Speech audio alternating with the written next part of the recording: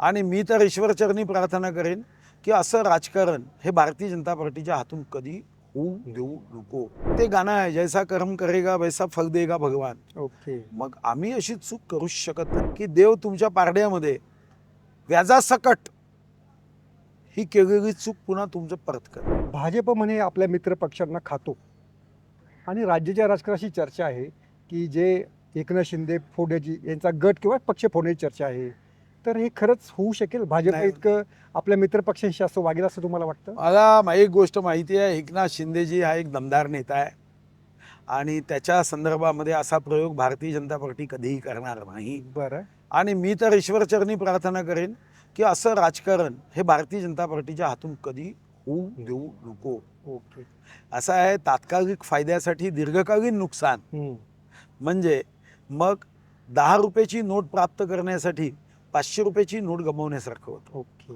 मला वाटतं की एक चांगला मित्र तुमच्या अतिशय वाईट काळामध्ये जेव्हा सन्माननीय उद्धवजी ज्या पद्धतीने टोमणे मारायचे किंवा ज्या पद्धतीने वागायचे, तेव्हा एक नेता सत्तेला पाठ दाखवून आला. विरोधी पक्षातून नाही आले ते, बरोबर. ते स्वतः नगरविकास मंत्री होते. बरोबर.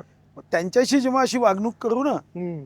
मग ते गाणं आहे, जैसा कर्म करेगा वैसा फल देगा भगवान. ओके. मग आम्ही अशी चूक करूच शकत नाही. अशी चूक केली तर तुम्ही लिहून ठेवा की देव तुमच्या पारड्यामध्ये व्याजासकट ही केलेली चूक पुन्हा तुमचं परत कर. परत खरं.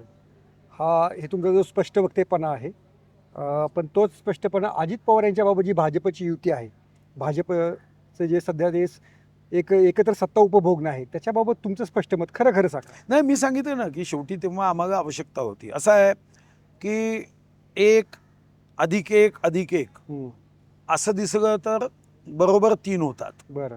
पण या राजकारणामध्ये 1ला 1 जोडला तो 11 झाला आणि तिसरा 1 जोडला तो 111 झाला आहे. बरं. त्यामुळे अनेक जण असं खाजगीत किंवा असं म्हणायचा प्रयत्न करतात, पण तेव्हा मी त्यांना हेच समजवतो बरं. की तुम्ही एक गोष्ट लक्षात ठेवा, आपल्या रामायणामध्ये अनेक पात्र महत्वाचे आहेत, तसंच एक विभीषण पात्र सुद्धा महत्वाचं आहे. बरं.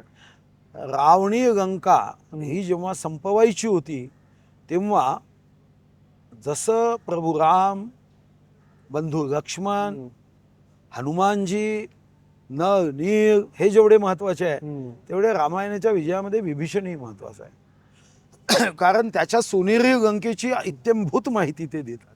ओके. मला वाटतं की या रामभक्ताच्या युद्धामध्ये अजितदादांनी विभीषणाचा रोल केला नसता तर कदाचित हे युद्ध हे अपूर्ण राहिलं असतं. बरं. पण ते आलेत आणि त्यांनी शब्द दिला की विश्वगौरव, देशगौरव नरेंद्र मोदींच्या नेतृत्वामध्ये. आणि मला अजूनही त्यांची ती पत्रकार परिषद आठवते की राहुल गांधी सारखे नेते देश चालवू शकत नाही, याला कणखर नेतृत्व लागतं, जे स्वतःला प्रधान सेवक म्हणतात असं नेतृत्व लागतं. तर मला वाटतं की अजितदादा हे निश्चितपणे ॲडिशन आहे. अजितदादांना अनुभव आहे, त्यांनाही प्रत्येक विभाग चालवण्याचा अनुभव आहे. मला असं वाटतं की आपलं लक्ष सत्ता टिकवण्यापेक्षा माणसं टिकवणं आणि विकास टिकवणं, प्रगती टिकवणं हे जास्त महत्त्वाचं आहे. ओके. आणि त्यासाठी मला व्यक्तिगत रीतीने वाटतं की कोणाशीही आम्ही चूक करत त्यांच्यावर अन्याय करू नये.